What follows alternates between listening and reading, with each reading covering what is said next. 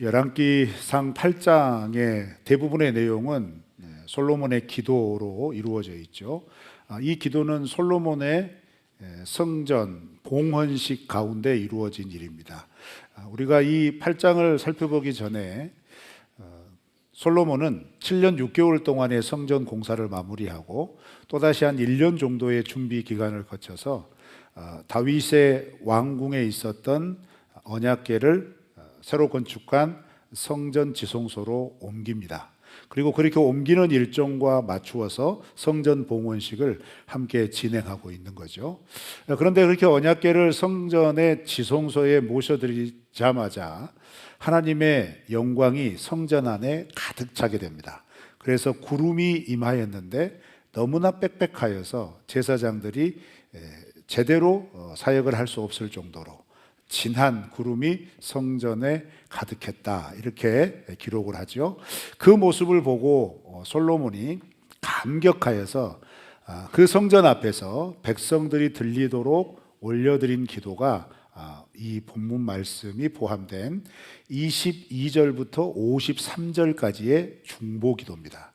그러니까 이 중보기도는 성전 봉헌이라는 너무너무 기쁘고 축제되는 시간 속에서 성전의 구름으로 가득한 하나님의 임재를 눈으로 목격하고 감격 가운데 드렸던 기도라는 겁니다. 자, 그런 관점에서 이 기도를 쭉 살펴봤을 때 이 22절부터 53절까지는 동일한 문장이 7번 반복이 됩니다. 어떤 문장이냐면 우리 한번 다 같이 읽어보실까요? 시작. 만일 주의 이름으로 부르며 주께 기도하면 주는 하늘에서 들으시고 주의 백성 이스라엘의 죄를 용서해 주옵소서.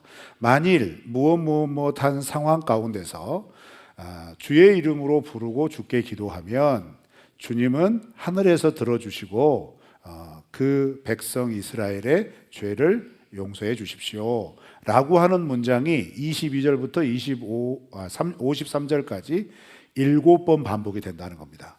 7번 반복하는 것을 기준으로 솔로몬이 드린 중보기도의 주제를 7가지로 분류를 해요. 그래서 그 7가지의 주제가 뭐냐면, 첫 번째는 이웃에게 범죄하였을 때 드리는 기도로 시작을 하죠. 그리고 적국 앞에서 패했을 때, 전쟁에서 패했을 때 드리는 기도, 그 다음에 하늘이 닫히고 비가 내리지 않았을 때 드리는 기도, 그리고 나서 이제 땅에 기근이나 전염병이 일어났을 때 드리는 기도, 그리고 이방인이 기도할 때 하나님이 이렇게 들어주시라라고 하는 기도.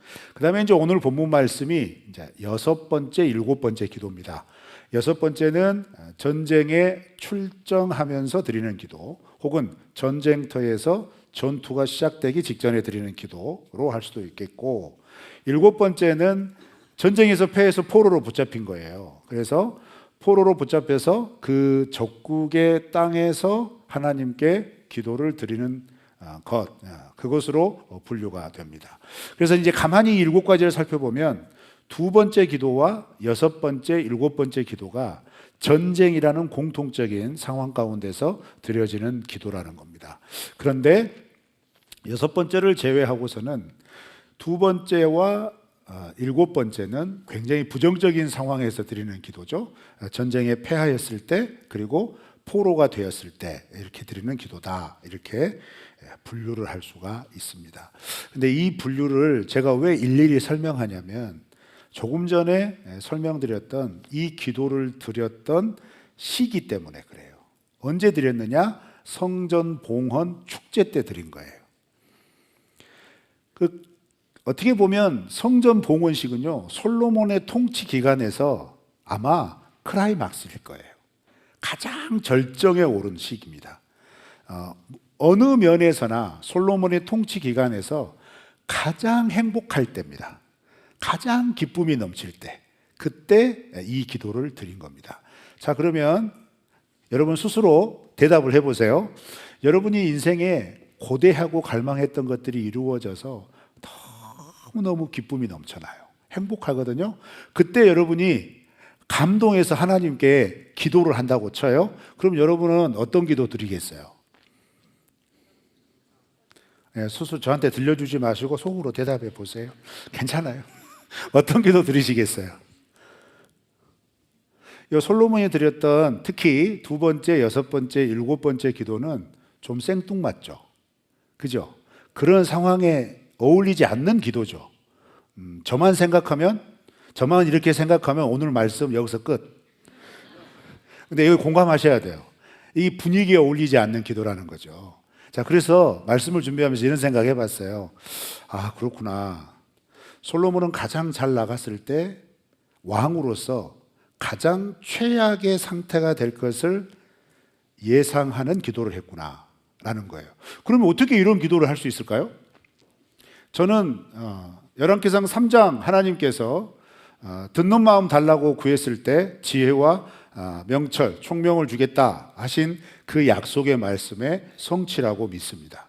여러분, 솔로몬의 지혜는 재판 잘하는 지혜에 국한된 거 아닙니다. 행정조직 치밀하게 짜서 관리하는 지혜에 국한된 거 아닙니다. 국가의 세수를 늘리는 다양한 방법들을 만들어내는 지혜, 그것도 맞을 수 있겠지만 거기에 국한된 지혜가 아니라는 거예요. 어쩌면 솔로몬이 하나님에게 주셨던 지혜의 정수를 말해봐라 그러면 저는 단연코 열왕기상 8장을 꼽겠습니다. 왜요? 가장 잘 나갈 때 그 잘남에 취하지 않고 왕으로서 지도자로서 이럴 때일수록 그 다음을 생각하는 거예요. 그 다음을 예비하는 거고 그 다음을 대비를 하는 거죠. 이게 왕에게 주어진 지혜가 아니겠는가. 우리도 우리의 삶 속에서 이런 지혜가 있었으면 좋겠습니다. 저는 잘 나가는 게 너무 행복해서 뒷일을 생각하지 않아요. 그래서 야, 좋다, 기분 좋다, 오늘은 정말 행복한 날, 너무너무 해피해, 그러면 끝나는 거예요. 그럼 내일 뭐 하지? 앞으로 어떻게 살지?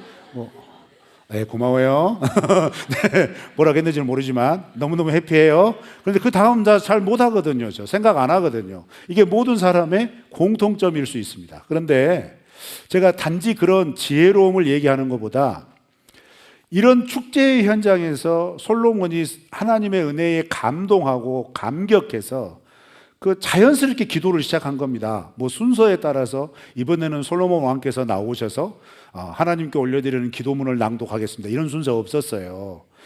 성전에 가득한 구름을 보고 하나님의 임재를 보고 스스로 너무 주체할 수 없어서 거기에서 선포한 겁니다. 선언한 거거든요. 그러면 여러분, 이런 관점에서 보면 이 기도는 어쩌면 이스라엘 백성들에게 들려주시는 하나님의 마음일 수 있는 거예요.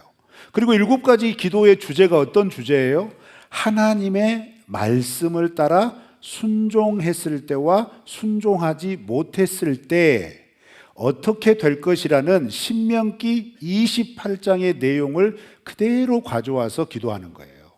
그래서 말씀에 순종하면 하나님이 복을 주시지만 말씀에 순종하지 않은, 불순종하면 저주를 내릴 것이다 라고 하는 그 신명기의 말씀이 여기서 드려지는 기도는 불순종해서 실패한 거란 말이에요. 그렇죠. 이웃에게 범죄했을 때, 하늘에서 비가 내리지 않았을 때, 기근이나 전염병이 돌았을 때, 이방인들이 와서 구할 때, 이건 좀 제껴놓고, 그 다음에 전쟁에 출정하기 전에, 그리고 전쟁의 포로가 되었을 때, 이런 기도를 드리는 전제는 뭐예요? 하나님 앞에 범죄해서 그 범죄함으로 인해 심판을 받게 되었을 때, 여러분, 구약 성경에서 이스라엘 백성들이 하나님을 떠났을 때 하나님이 심판하시는 그 공통적인 과정이 있어요. 하나님을 불순종하면 먼저 대적에게 참패당하게 하십니다. 전쟁에 지게 하시죠. 그래도 깨닫지 못하고 듣지 않으면 가뭄이나 홍수를 일으키십니다. 그래도 하나님의 말에, 하나님의 뜻에 깨우쳐지지 아니하면 기근이나 전염병을 돌게 하세요. 그래도 깨닫지 못하니까 어떤 일이 벌어져요? 이제 포로 되게 하신 거예요. 이런 어떤 흐름들을 보면 솔로몬이 지금 드리는 기도는 자기가 의도해서 기도문을 작성해서 드렸다는 기도보다는 가장 행복한 때 하나님께서 솔로몬의 입술을 통하여 이스라엘 백성들에게 경계시켜 주시는 거예요. 이렇게 하나님이 경계시켜 주는 것을 제대로 듣고, 그래 우리가 지금 너무 해피할 때 우리가 혹시 범죄하여 이 너무너무 행복한 지경에서 완전한 참패와 패망과 무너짐의 길로 들어서지 않도록 조심해야 되겠다라고 하는 날선 영적 감각, 그것을 하나님께서 지금 보여주시는 거예요. 여러분에게도 이런 날이 선 영적 감각이 있기를 축원합니다. 이런 영적 감각이 있는 성도는요, 잘 되고 있다고 취하지 않아요. 그 성공에 취하지 않습니다. 오히려 성공 속에서 하나님 앞에 자신을 돌아볼 수 있는 겸손함을 가지고 있죠. 우리 더 온누리교회 성도님들처럼 그런 삶이 되길 바랍니다. 네. 그리고 이제 그런 날선 영적 감각이 있기 때문에 우리가 깨달을 수 있는 건 또 뭐냐면, 여러분 생각해 보세요. 성전 봉헌식을 해요. 우리가 단기 선교나 선교지에 현지에 교회를 세우고 헌당, 입당, 헌당 이런 걸 하게 될 때 순서가 많이 있잖아요. 그죠? 순서 많이 있습니다. 우리 교회도 처음 딱 예배를 드릴 때, 입당 예배 드릴 때 뭐 순서 많이 있었잖아요. 그죠? 자, 그러면 여러분, 기도는 그 많은 순서 가운데 한 꼭지일 뿐이잖아요. 그렇죠? 그런데 이 봉헌식에서 11기 상에서 기록된 성전 봉헌식에서 기도는 전부였어요. 대부분이었다고요. 그러면 우리가 하나님 앞에서 날선 영적 감각을 유지할 수 있고, 우리가 너무너무 잘 되어 가고 있을 때 우리를 돌아보고 더 조심할 수 있도록 하게 하는 하나님이 우리에게 베풀어 주신 방편이 무엇이냐? 그것이 바로 기도라는 얘기입니다. 여러분, 그래서 이 기도라고 하는 감각을 잃어버리지 않기를 축원합니다. 그래서 여러분, 기도는요, 선택이 아니에요. 생각났어, 기도해야지, 이거 아니에요. 기도는 여러분이 아침에 일어나셔서 이 하루를 시작하면서, 그래 오늘 하루 해야 할 일은 이러이러한 게 있고 오늘은 이런 것들이 예비되어 있네, 이렇게 생각하시잖아요. 그리고 거기에 따라서 움직이시잖아요. 그런데 구원받은 하나님 나라 백성은 그런 모든 일들보다 가장 위에, 가장 첫 번째 목록에 뭐가 있어야 되느냐? 기도가 있어야 돼요. 그래서 기도로 시작하셔야 하는 겁니다. 여러분, 그렇게 되기를 바랍니다. 그래서 저는 여러분에게 부탁드려요. 기도를 의지적으로 하시기를 축원합니다. 기도는 감동으로 하는 거 아니에요. 기도는 의지적으로 하는 겁니다. 의지적으로 하기 위해서 시간을 빼는 겁니다. 시간을 빼서 의지적으로 하기 위해서 하기 때문에 간절하게 해야 되는 거예요. 여러분, 그 천국 같은 시간 하나님 앞에 나와서 기도하는 거, 이 기도하는 시간의 가치나 소중함이 내 안에 믿음으로 자리 잡혀 있지 않으면 기도할 수 없습니다. 그래서 하나님이 내 인생의 주인 되시고 구원자 되신 그 하나님이 나의 삶의 걸음을 인도하신다. 그 하나님이 기도를 통하여 나에게 하나님의 감각을 일깨워 주시고, 그런 감각을 통해서 내가 믿음으로 살아갈 수 있도록 하나님이 도우신다. 이걸 믿으신다면 절대 잃어버리지 말아야 될 건 기도입니다. 기도의 감각을 잃어버리시면 안 돼요. 그렇게 하시기를 축원합니다. 그런데 이제 오늘 제가 드리고 싶은 말씀은 이게 아니고, 오늘 말씀에서 저는 크게 두 가지를 살펴볼 거예요. 어떤 거냐면, 먼저 눈으로 한번 성경 구절을 쭉 한번 제가 말씀하는 성경 구절을 훑어보세요. 44절 중반부터 45절까지 훑어보셨어요? 44절 하반절에서 45절까지, 그 다음에 48절 하반절에서 49절까지. 어떠십니까? 이 두 구절씩 비교해 보세요. 뭐가 보이십니까? 안 보셨군요. 성경 안 보셨어요. 여러분, 이 두 구절이 똑같습니다. 똑같아요. 자, 읽어볼까요? 이제 띄워주시면 돼요. 시작. 주께서 택하신 성읍과 내가 주의 이름을 위하여 건축한 성전이 있는 쪽을 향하여 여호와께 기도하거든 주는 하늘에서 그들의 기도와 간구를 들으시고 그들의 일을 돌아보옵소서. 특히 45절과 49절, 주는 하늘에서 그들의 기도와 간구를 들으시고 그들의 일을 돌아보옵소서. 자, 여기에서 기도와 간구를 들어주시고 그들의 일을 돌아보옵소서. 요 구절을 우리가 조금 생각해 봐야 합니다. 자, 여기서 기도와 간구, 이건 우리가 흔히 말하는 그냥 기도구나 이렇게 생각하실 수 있지만, 기도라고 하는 단어는 본문에서 히브리어가 뭐냐면 테필라입니다. 테필라 어디서 많이 들어보셨죠? 안 들어보셨구나. 테필라, 가장 우리가 상식적으로 알고 계시는 게 뭐냐면 시편 할 때 테필라입니다. 시편의 히브리어가 테필라인 거예요. 그러니까 이 테필라라고 하는 단어는 뭐냐면 우리가 인식하고 있는 기도 그 한 부분이 아니라 기도를 포함한 하나님이 나에게 행하신 모든 일들에 대한 모든 반응을 통칭하는 거예요.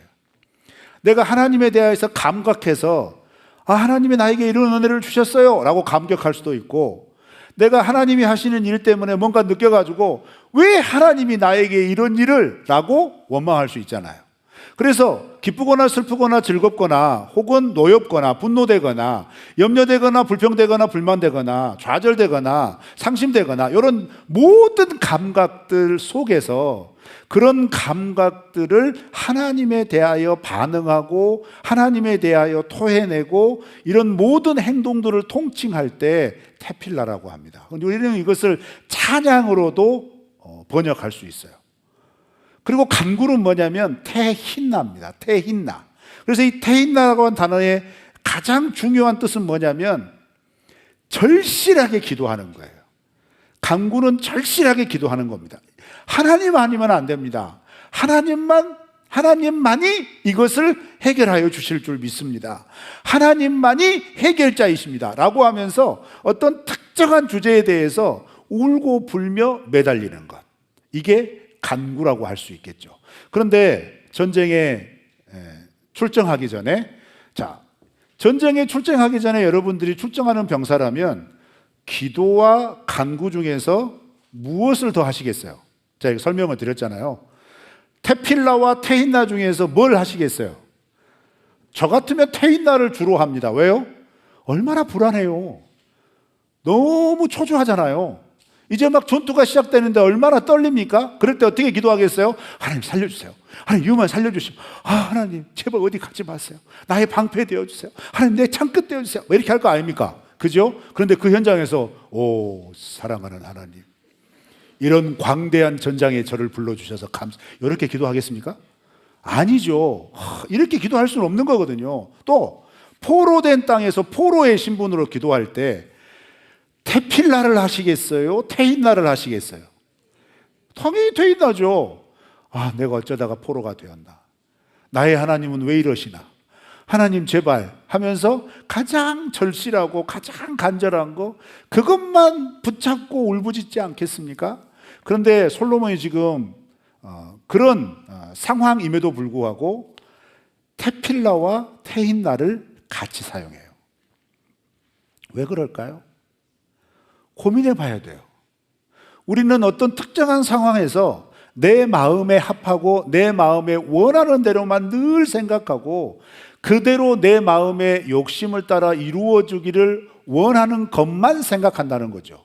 그런데 테필라는 내가 그런 영역을 벗어나서 내가 예상하지 못하지만, 내가 비록 이런 고통스러운 상황 속에 있지만 하나님이 이 고통스러운 상황 속에 나를 집어넣으신 것, 그것의 뜻이 무엇일까? 이 뜻을 나에게 깨닫게 하시기 위해서 내 삶 속에서 지금 행하시고 있는 일이 무엇인가? 이런 것들을 자각하고 깨달아서 그것에 대해서 입술로 고백하든지 행동으로 몸부림을 치든지 이런 모든 것이 포함된 반응이란 말이에요.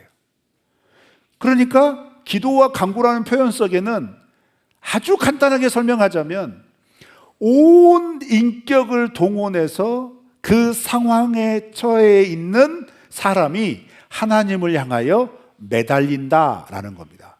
여러분, 이 표현 기도와 간구를 들으시고 라고 하는 이 표현은 그런 측면에서 애굽에서 노예 생활을 하고 있었던 이스라엘 백성들이 바로의 노역이 심해지니까 어떻게 했다고 그랬어요? 울부짖었다고 그랬잖아요. 그런 상황과 똑같은 상황의 다른 표현이란 말이에요. 그렇게 간절히 기도할 때 하나님께서 들어주시고 그 다음 구절이 뭐예요? 이렇게 말하죠.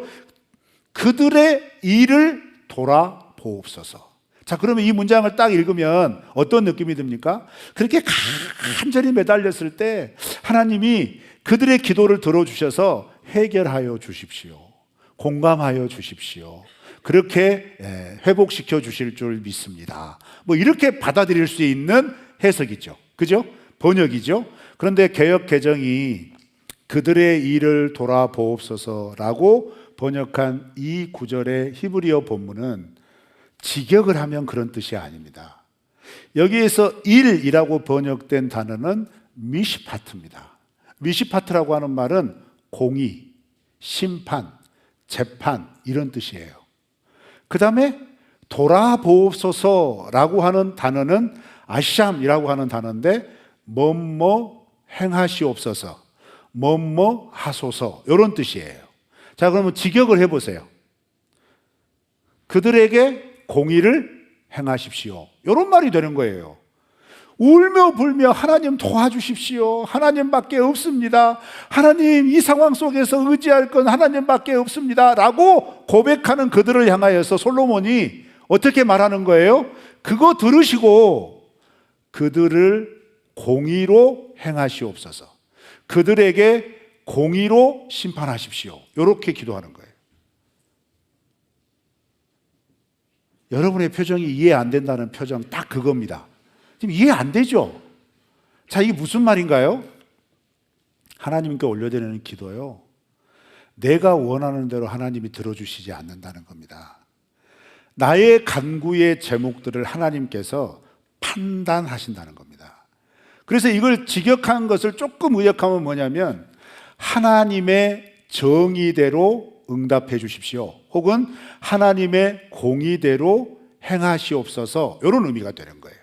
그러니까 나를 돌아봐 주십시오. 그러면 내가 원하는 대로 그대로 이루어 주십시오. 이런 의미인 것 같지만 정반대의 의미라는 거예요. 내가 원하는 거 말고 하나님의 뜻대로 이루어 주십시오. 이런 의미가 된다는 얘기예요. 그러면 여러분 이 구절 하나만으로도 우리가 깨달아야 될 게 있습니다. 여러분 우리의 기도는 얼마나 이기적인지 아시죠? 굉장히 이기적입니다. 하나님은 내가 원하는 대로 들어주셔야만 하는 분이세요. 그렇지만 성경은 여기만 그렇습니까? 그렇지 않습니다. 하나님은 기도를 들으시고 응답하실 때 기도하는 자의 상황과 여건에 맞추어서 응답하시는 게 아니고 하나님의 뜻을 따라 응답하십니다. 하나님의 공의를 따라 행하신다는 거예요. 여러분 이걸 믿으시기를 바랍니다. 그래서 여러분 우리가 기도할 때 내가 기도한 대로 지금 내 눈에 내 마음에 보여지고 느껴지지 않을 수 있어요. 이걸 먼저 받아들이셔야 합니다. 왜요? 하나님은 우리의 기도를 들으시고 응답하실 때 내가 드린 기도를 응답하시기 전에 먼저 무슨 과정을 거치냐면 나의 살아온 삶에 대하여 판단을 먼저 하신다는 거예요. 이걸 이해하기 위해서 첫 번째 기도 제목이었던 이웃에게 범죄하였을 때 드리는 기도가 포함된 32절 말씀에 보면 선한 일을 행한 사람은 하나님이 선한 대로 갚아주겠지만 악인이 악한 일을 했을 때는 어떻게 해달라고 먼저 얘기를 하냐면 그 행한 대로라고 하는 표현이 나옵니다. 그 행한 대로 갚아주십시오. 이 얘기가 나옵니다. 그러면 여러분 우리는 또 이렇게 생각해요. 그것은 하나님의 뜻을 불순종하고 하나님의 뜻과 상관없는 악한 사람들에게만 해당하는 거다 이렇게 생각하죠. 아니죠. 우리도 언제든지 악한 악인이 될 수 있어요. 자, 먼저 이 말씀을 들으실 때 오해하지 마실 것은 성경에 등장하는 악함, 악인, 죄, 범죄 이 개념은 우리가 지금 이 땅을 살아가는 법률적인 죄를 의미하지 않습니다. 사회적이고 관습적인 죄, 범법하는 거 의미하지 않습니다. 그것보다 더 중요한 의미는 뭐냐? 하나님과의 관계에서 하나님의 뜻을 외면하거나 하나님의 뜻을 무시하거나 하나님의 존재에 대하여서 조롱하거나 하나님과의 관계를 거절하고 단절하거나 이런 하나님과의 관계에서 나는 하나님 필요 없다라는 식으로 행동하는 모든 의도와 행동을 통칭합니다. 그리고 그런 하나님과 상관없다라고 하는 생각과 자세에서 나오는 구체적인 죄의 결과를 우리는 범죄라고 얘기합니다. 그런데 그 범죄는 하나님의 사랑, 하나님의 긍휼, 하나님의 의로움, 공의로움, 정의로움 이것에서 떠나 있기 때문에 그의 삶의 열매 자체가 우리가 이해하고 있는 사회적이고 법률적인 죄도 충분히 아무렇지도 않게 범할 수 있다 얘기예요. 그래서 우리 성경에서 교회에서 당신은 죄인입니다, 죄 범하지 마십시오 라고 얘기를 할 때 이 죄는 가장 먼저 하나님과 나와의 관계에서 일어나는 거슬림, 거역함 이것이라는 사실을 먼저 확실하게 알고 계셔야 돼요.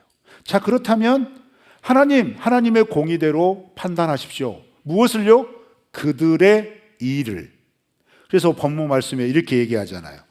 기도와 간구 들으시고 그들의 일을 이렇게 말하잖아요.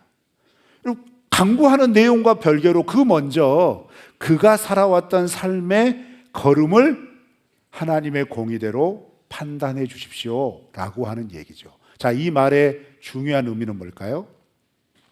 기도 응답이 중요한 게 아니라는 겁니다. 회복과 시작이 중요한 게 아니에요.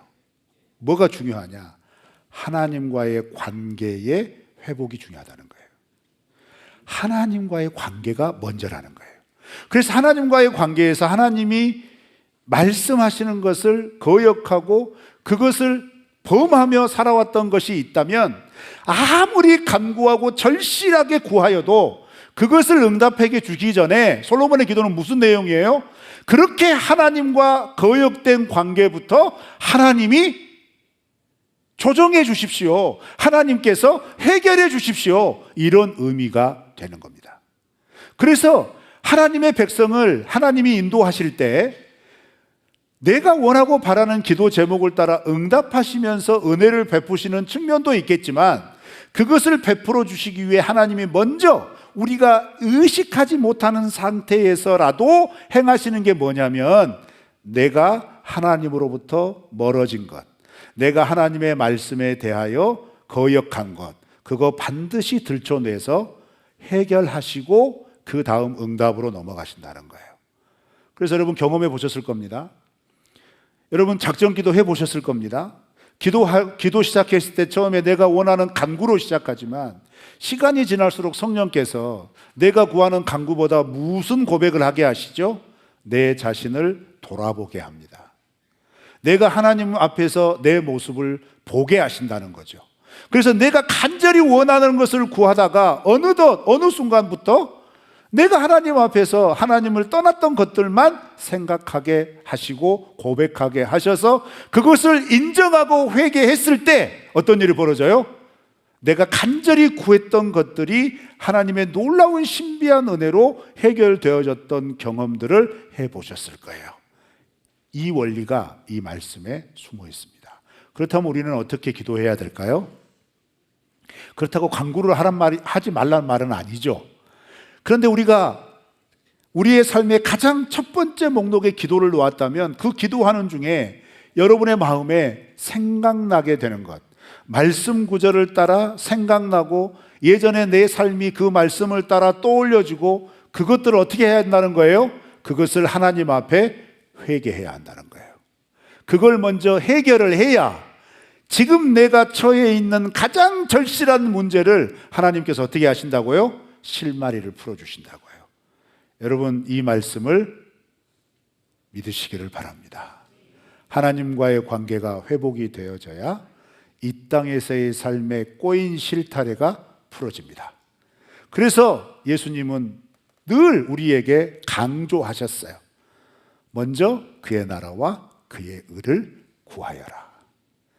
아무리 급하고 아무리 중요한 일이라고 내가 생각해도 그것보다 더 급하고 더 중요한 것은 하나님의 마음을 구하는 거고 하나님의 뜻을 구하는 것입니다. 여러분 이것을 기억하시기를 축원합니다. 그 다음에 두 번째로 살펴볼 내용은 47절부터 48절 두 구절 속에 반복되는 동사가 있습니다. 그게 뭐냐면 돌아오다라고 하는 동사입니다. 돌아오다라고 하는 동사. 예, 여러분 47절, 48절 말씀 속에 그 말씀을 연결해서 요약을 하자면 이런 내용이에요. 자막을 한번 보실까요? 다 같이 한번 읽어볼까요? 사로잡혀 아니요 그 다음이에요. 그 다음. 네. 사로잡혀간 땅에서 6번. 네, 여기에요. 네, 여기. 예. 여기 맞나? 여기 아닌데? 6번이요, 6번. 네, 페이지 6번. 그 다음인 것 같아요. 그 다음 없어요? 있는데? 그 다음? 그거 다 같은 구절이에요. 네, 그 다음 없나요? 여기 있잖아요. 네, 이거잖아요. 네, 우리 다 같이 한번 읽어볼까요? 시작. 예, 이게 47절, 48절에 나와 있는 히브리어 언어유입니다. 언어유라는 건 뭐냐면 동일한 단어를 가지고 주제를 드러내는 언어 기법이에요. 여기에 보면 슈브라고 하는 단어를 반복해서 사용해요. 사로잡혀간, 사로잡히다라고 하는 뜻이 슈브의 파생형입니다. 그래서 샤브라고 하는 말이고, 그 다음에 돌아오다라고 하는 말이 슈브예요. 그래서 사로잡힌 땅에서 돌아오는 길은, 슈브하는 길은 주께로 돌아오는 길뿐이다. 주님께로 돌아오는 슈브하는 길뿐이다. 이 내용이 47절, 48절의 원문의 축약형입니다. 자, 그러면 이 말씀을 통해서 우리가 기억해야 될 게 뭐냐면 우리는 문제 해결을 위하여서 기도와 간구 당연하게 합니다. 그렇죠? 당연하게 기도와 간구를 할 때 그 기도와 간구의 가장 첫 번째 머리에 등장해야 될 게 뭐냐? 주님께 돌아오는 기도를 먼저 해야 한다는 거예요. 내 필요를 먼저 구해서는 안 되고 주님께 돌아오는 기도가 먼저다. 이것을 솔로몬의 기도를 통해 기도를 통해 하나님께서 우리에게 깨닫게 하시는 거예요. 여러분, 우리는 급하면 하나님 이것만 해결해 주시면 이게 우리의 기도의 패턴이에요. 그렇죠? 그런데 급할수록 우리의 기도는 무엇이 돼야 되냐면 하나님의 뜻을 깨닫게 해 주십시오. 하나님, 내가 하나님 앞에서 죄로 가로막힌 것이 있다면 알려주십시오. 그래서 이 문제가 먼저 해결이 돼야 된다는 거예요. 이 문제가 해결이 안 되면 내가 아무리 급하고 중요하다고 여기는 이것도 해결이 안 된다는 거예요. 왜요? 우리는 하나님의 백성이니까요. 하나님이 그의 백성을 통치하시는 가장 중요한 원리는 뭐냐? 그의 뜻에 순종하는 겁니다. 그의 뜻에 순종하지 않는 것이 해결되지 않는 한, 불순종하는 것이 해결되지 않는 한 일상에서 하나님의 은혜를 누릴 수는 없는 거예요. 그게 하나님께서 우리에게 세우신 삶의 원리입니다. 우리는 착각합니다. 하나님은 사랑이 많으시고 인자가 풍성하시고 긍휼에 아낌이 없으시니 내가 이렇게 하나님 앞에 간구하면 내 죄의 문제가 얼렁뚱땅 형식적으로 해결되었더라도 하나님이 은혜를 베풀어 주실 것이다. 아니요, 아닙니다. 결코 아닙니다. 죄의 문제가 해결되지 않는다면 진정한 해결은 없습니다. 그래서 우리는 이 하나님이 가르쳐 주시는 원리를 따라 어떻게 우리의 마음을 정해야 할까요? 하나님 앞에 나와 가장 먼저 기도라고 하는 시간들을 갖는다면 그 기도의 가장 첫 번째는 당연하게도 하나님과 우리와의 관계를 가로막고 있는 죄악의 문제를 해결하는 것이에요. 즉 회개의 기도가 먼저라는 겁니다. 그래서 우리가 이 땅을 살아낼 때 내가 필요한 것을 무작정 떼쓰듯이 구하는 기도보다 우리를 살리고 우리를 일으켜 세워서 다시 시작하게 하는 기도는 놀랍게도 회개의 기도입니다. 우리 안에 회개의 기도가 살아있지 않으면 결코 진정한 회복은 일어나지 않습니다. 말씀을 정리합니다. 사랑하는 성도 여러분, 우리가 우리의 삶에 하나님의 은혜로움 안으로 늘 거하기 위해서는 우리가 주님의 뜻 안에 거하는 길밖에 없습니다.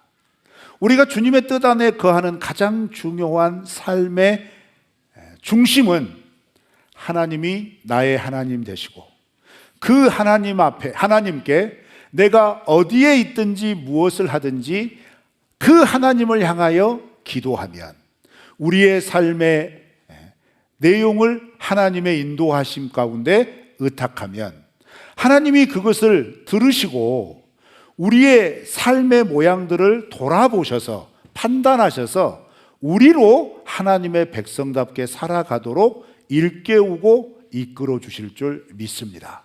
그래서 이 말씀 기억하십시오.